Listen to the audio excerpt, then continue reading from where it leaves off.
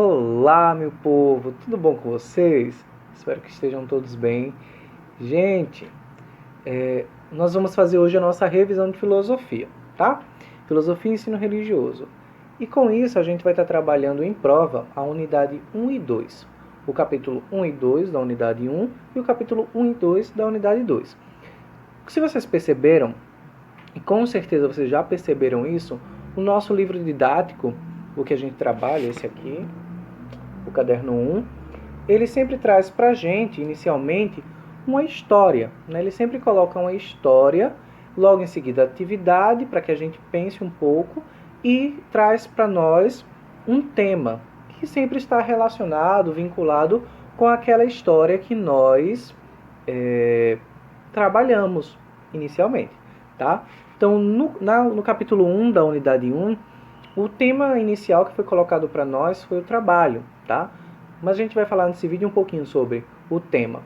Os temas: o trabalho, a cultura, a liberdade e a existência. Então lembre-se que a filosofia ela vai trabalhar com as inquietudes, com todas as situações que estão no nosso cotidiano, tá? Então o trabalho faz parte da nossa vida humana, do nosso cotidiano. A cultura, a gente vai ver daqui a pouquinho que a cultura é um traço essencial da característica humana. A gente vai falar sobre essa ideia de liberdade e sobre a questão existencial, né? Então, o que é que a filosofia, o que é que os filósofos entendem e debatem sobre a temática da existência, tá? Mas, inicialmente, a gente vai falar um pouquinho sobre o trabalho. E para falar sobre trabalho, a gente vai se apoiar em dois filósofos, tá? Um chama-se John Locke, ele é um filósofo inglês, ele é da corrente dos filósofos individualistas, e é interessante a gente pensar John Locke, porque John Locke está falando a partir do século XVII, né? Então, o local de fala dele é a Inglaterra, no século XVII, e ele é um filósofo individualista. Isso fala muito, por quê? John Locke está falando da Inglaterra, ele está falando sobre o trabalho. E lembre-se, na Inglaterra é onde aconteceu a grande revolução industrial, a revolução onde os trabalhadores operários se revoltaram contra as indústrias, contra a burguesia, e houve toda uma transformação no modo de produção, houve toda uma transformação no cotidiano dos trabalhadores nas fábricas. Então, a visão de John Locke sobre o trabalho, ela é uma, a partir do local social de fala dele, a partir da sociedade que ele está inserido.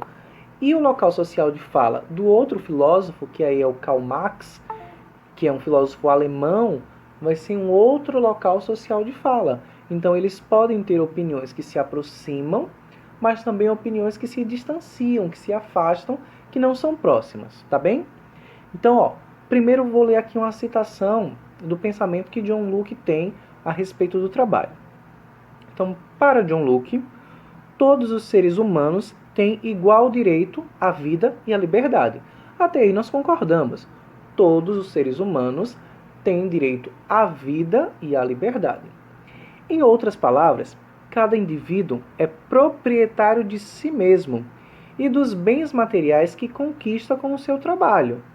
Então, na perspectiva do mundo capitalista, na concepção que nós temos hoje de cultura e de mundo, nós conseguimos concordar, nós conseguimos nos aproximar desse pensamento de John Locke, né? Nós também conseguimos concordar que o homem ele é responsável por si mesmo, pelos bens que ele conquista com a força do seu trabalho. Segundo John Locke, por meio de seu trabalho, os seres humanos apropriam-se individualmente das riquezas que são ofertadas em comum para a humanidade. Então veja, o John Locke está meio que dizendo o seguinte: olha, o homem ele é responsável por toda a riqueza, por todo o conforto, por tudo aquilo que ele adquire com a força do seu trabalho. Tudo que ele fez e tudo que ele faz merece ser dele, porque ele lutou, ele conquistou para isso. E veja, esse pensamento individualista do John Locke, ele é muito presente na nossa sociedade. Então, quantas vezes nós não já ouvimos e até mesmo repetimos: o trabalho dignifica o homem, né? Tudo que eu tenho foi com o fruto do meu suor, o suor ele faz a terra frutificar. Então veja, a ideia dessas frases é a ideia de que, a partir do momento que o homem se esforça, atribuindo a um trabalho específico as suas forças, ele vai estar sendo digno dos frutos daquele trabalho. O outro filósofo, Karl Marx, ele pensa um pouco além de John Locke, tá? É interessante pensar que John Locke ele vem antes de Marx. Então esse pensamento de John Locke vai ser aperfeiçoado pelo Marx, tá? Então, Karl Marx ele fala o seguinte, que existe o trabalho, né, que o trabalho é uma força existente, porém, ele é uma característica que nos diferencia da natureza animal, tá? Então, o trabalho, ele distancia o homem do animal. Como assim? Mas a gente percebe que nas sociedades das abelhas, das formigas, existe uma organização de atividades que a gente poderia até considerar trabalho. Então, como é que o homem se distancia se na sociedade humana nós temos uma organização de trabalho e na sociedade de abelhas, na sociedade de formigas, nós também temos uma organização de trabalho? Então a gente vai falar um pouquinho sobre o pensamento de Marx sobre esse ponto de vista. Então ele diz o seguinte, que somente os seres humanos usam ferramentas e transformam a natureza com o seu trabalho, modificando profundamente a paisagem do planeta. Então, primeiro ponto, primeira característica que vai nos distanciar das relações da sociedade humana com o trabalho, da sociedade animal com o trabalho, é que nós possuímos habilidades, ferramentas que vão nos distanciar da relação entre o mundo natural e o mundo construído, tá? Então Marx está dizendo, olha, nós seres humanos temos a racionalidade. A partir da nossa racionalidade, nós utilizamos ferramentas. Os animais não. Os animais, eles utilizam o instinto. Então, você nunca vai ver em uma sociedade de abelhas, de formiga, a construção de elevadores. Você nunca vai ver na sociedade de formigas a utilização de um serrote, a utilização de uma retroescavadeira, de ferramentas que possibilitem a elas a construção de algo que foi planejado. Por quê? Tudo aquilo que elas constroem, até mesmo o formigueiro, é uma construção a partir do instinto de sobrevivência. Nós também temos esse instinto de sobrevivência, mas nós temos um instinto de sobrevivência aperfeiçoado com a nossa capacidade de raciocinar. E a partir desse raciocínio, nós criamos ferramentas para transformar a natureza, tá? Então, onde antes era um pasto, uma floresta, nós conseguimos transformar aquela natureza, aquele ambiente e criar ali casas, criar ali shoppings, criar áreas de lazer. Nós conseguimos transformar a natureza. Então, o que Marx e John Locke estão dizendo para nós é que o trabalho, ele é uma força inerente ao homem. O homem, ele quando assume a função de trabalhador, ele ganha um poder. No entanto, esse poder ele é exercido sobre algo ou sobre alguém. No caso, sobre a natureza, né? Sobre a realidade do ambiente em que vivemos. Então, o trabalho ele não modifica somente o homem, como também ele modifica o espaço que o homem está inserido. Então, sem essa transformação, não poderíamos entender as demais transformações da sociedade. Tá bem? Ok? Vamos lá. E aí, a gente precisa também pensar que o trabalho, ele transforma o homem, transforma o ambiente em que o homem está inserido, mas ele vai gerar também uma característica que é própria do homem. E isso aí a gente vê desde a pré-história. Como assim, desde a pré-história? Então nós temos a cultura. A cultura, o que é a cultura? A cultura é um conjunto de crenças, costumes, hábitos, né? Modos de viver, modos de se cultivar, modos de ser, tá? Então a cultura, ela é a identidade daquele povo, tá? Então vamos pensar, nós temos a cultura brasileira, nós temos a cultura alemã, nós temos uma infinitude de culturas, tá? Em cada país, em cada região, e essas culturas elas vão dando a identidade daquele povo, o modo de viver, o modo de se vestir, o modo de falar, as crenças, os hábitos, a forma com que eles se alimentam. Então, tudo isso compõe a identidade do povo. Então, cultura, primeiro de tudo, é uma característica da natureza humana, tá? Então, nós temos a cultura como uma ferramenta de humanização. Nós nos tornamos seres humanos a partir de um processo cultural, tá? Lembra que o homem ele só se reconhece como homem quando ele está inserido no meio? Não entendeu? Então deixa eu te explicar.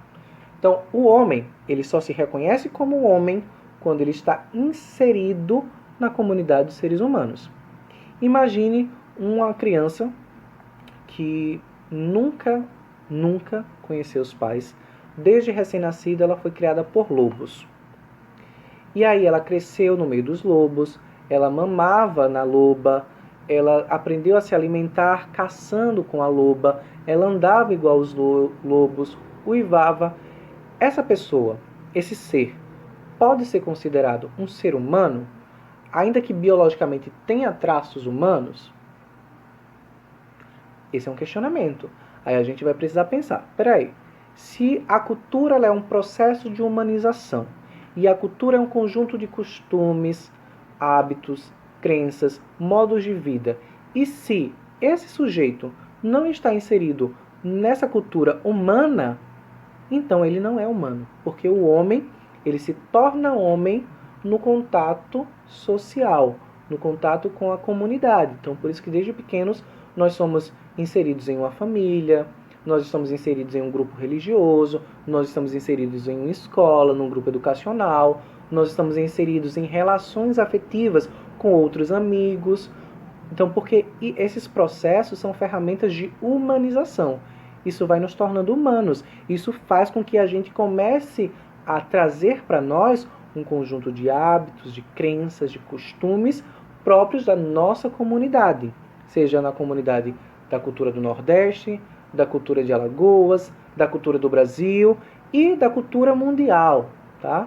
Aquilo que a gente vai entender como cultura humana, tá? Mas veja, tudo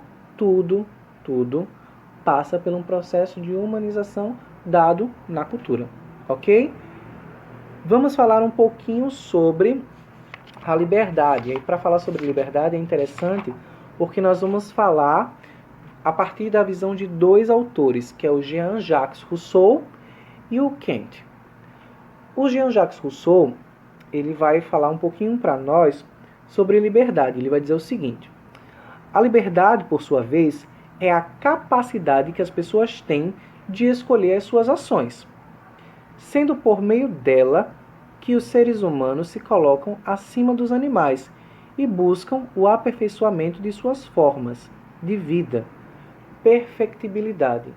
Então veja, um pensamento que a gente tem que fazer. Nós somos realmente livres? E aí, somos ou não somos? Então, se a gente for pensar em uma ideia de que ser livre é viver da forma que quer, do jeito que quer, fazendo as coisas que gosta de fazer, da forma com que gosta de fazer, a gente vai perceber que nós não somos livres. Por que nós não somos livres? Porque existe sempre algo que está condicionando a nossa realidade.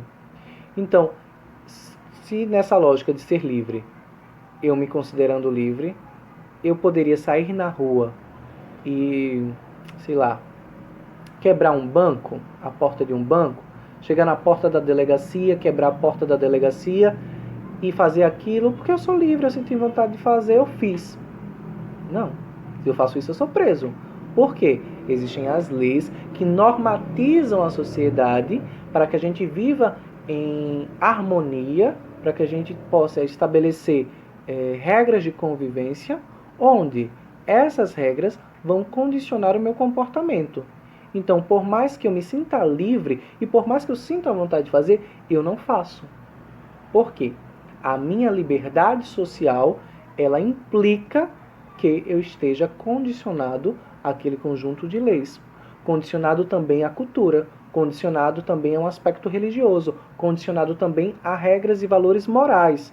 Então veja, nós não somos livres por inteiro. Nós temos níveis de liberdade, se assim a gente pode dizer, né?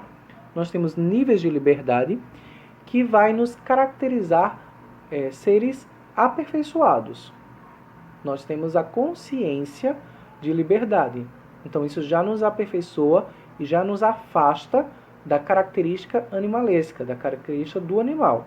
É isso que o Rousseau está falando aqui, que a liberdade, por sua vez, é a capacidade que as pessoas têm de escolher as suas ações. Nós podemos determinar. E isso é liberdade. Nós temos o direito de escolher. Claro que para cada escolha haverá uma consequência.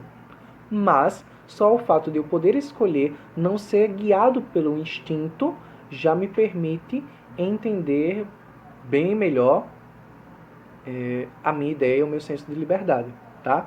Então, liberdade, na visão de Rousseau, tem a ver com a percepção e o poder de escolher escolher as minhas ações a partir do meu senso crítico, né? A partir do que eu compreendo como liberdade, sabendo que eu vou arcar com as consequências. Kant, ele vai falar o seguinte, ele é muito interessante. Ele vai falar que o ponto com que os seres humanos são ao mesmo tempo seres sensíveis e seres racionais. Como seres sensíveis, os seres humanos estão submetidos às leis da natureza.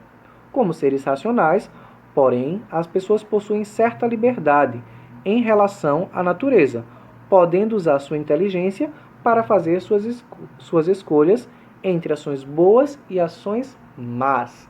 Então veja, nós temos um direito de escolha. Nós não vivemos um determinismo. Tem que ser assim. Não. Nós podemos escolher aquilo que nós iremos fazer.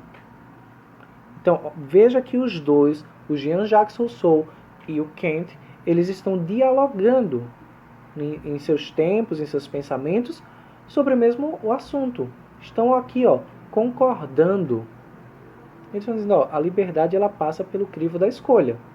Então, eu escolho ser livre dentro da consciência de liberdade que existe na sociedade, ou arcar com as consequências dos meus atos em busca dessa tal liberdade. Ok? O ponto comum às ideias dos filósofos é a noção de que nós humanos, como seres que possuem razão e consciência, são capazes de fazer opções, de escolher quando e como agir. São diferentes, então, dos animais, que se comportam unicamente de acordo com os seus instintos, quer dizer, conforme as disposições naturais que trazem em seu corpo. Então, nós agimos com a cabeça, com a consciência, com a inteligência. Os animais agem somente pelo instinto, tá? Então, essa ideia de liberdade é apresentada para nós pelo Rousseau e pelo Kant. E aí, por fim, para finalizar a nossa conversa, nossa revisão sobre essa unidade 1 e 2, tem o conceito da existência, né? E aí é muito curioso porque a gente vai estar vendo que na filosofia esse tema vai estar sendo abordado no século XIX, no século XX. Então as questões existenciais, as questões sobre hereditariedade vão estar muito presentes. É um debate muito, muito presente. Sendo que nós vamos ver alguns filósofos que eram conhecidos como filósofos existencialistas falando sobre esse tema. E é engraçado porque você provavelmente já ouviu falar alguns ditados. Filho de peixe, peixinho é. Como é que é, meu Deus? Quem anda com porco, farelo come. Então a gente já ouviu vários ditados desses que são ditados deterministas, né? Que eles vão dizer para nós que a ação das pessoas já está determinada. Então, porque o cara foi um bandido, o filho dele também vai ser um bandido. Porque o homem não gostava muito de estudar, o filho dele também vai puxar as características. E a gente tem essa ideia quando nasce uma criança. Diz, olha, o cabelo puxou do pai, o olhinho puxou da mãe, a preguiça é a preguiça do pai, a vontade de estudar é a vontade da mãe. Então a gente sempre tenta determinar características dos indivíduos que não pertencem a eles. Isso chama-se determinismo. tá? Então, quando a gente pensa a ideia de existência, a filosofia está falando para nós, a partir desses filósofos existencialistas, de que não existe uma carga hereditária, por mais que nós tenhamos vínculos biológicos com outros seres, com outras pessoas. Não, o jeito do meu pai não vai ser o meu jeito, hereditariamente, sanguineamente. Porém, eu sou construído pelo meio. Então, se eu tenho a educação desse jeito, se eu escuto certas palavras, se eu aprendo certos valores, então tudo isso vai começar a fazer parte da minha personalidade, do meu jeito de ser, do meu jeito de agir, do meu jeito de enxergar o mundo. Então, quando nós começamos a pensar a existência e seguindo mesmo a escola dos filósofos existencialistas, nós percebemos que nós somos construídos por nossas decisões. E é interessante perceber a questão das decisões, porque veja que a nossa liberdade ela está atrelada às nossas decisões. Então nós só conseguimos dar consciência à nossa existência quando somos livres. E quando é que somos livres? Quando somos responsáveis pelas nossas escolhas, boas ou mais, tá? Então veja, quando a gente fala do trabalho que transforma o homem e o meio, quando nós falamos sobre cultura que transforma o indivíduo a partir do contato dele com a terra, com o trabalho, com outros seres, a partir do contato dele com a humanidade que está no outro. Quando falamos sobre liberdade, nós percebemos que essa liberdade está atrelada à responsabilidade sobre os nossos atos, e quando falamos sobre existência, nós percebemos que não existe determinismo sobre quem nós somos, ou sobre quem nós seremos no futuro, mas que tudo isso depende de quem nós somos hoje, das decisões, das escolhas, do meio que nós estamos inseridos hoje. Por isso que quando a gente fala sobre educação, como uma prática transformadora, libertadora, nós estamos falando sobre justamente o sentido da existência e da liberdade do indivíduo, que ele pode ser transformado, ele pode ser um sujeito melhor a partir do momento que ele assimilar essa ferramenta, essa cultura, essa força de trabalho, que é também parte do seu desenvolvimento enquanto ser humano, ok? Então espero que eu possa ter auxiliado vocês a compreenderem a leitura desses tópicos aí do nosso caderno 1 de filosofia. Até mais!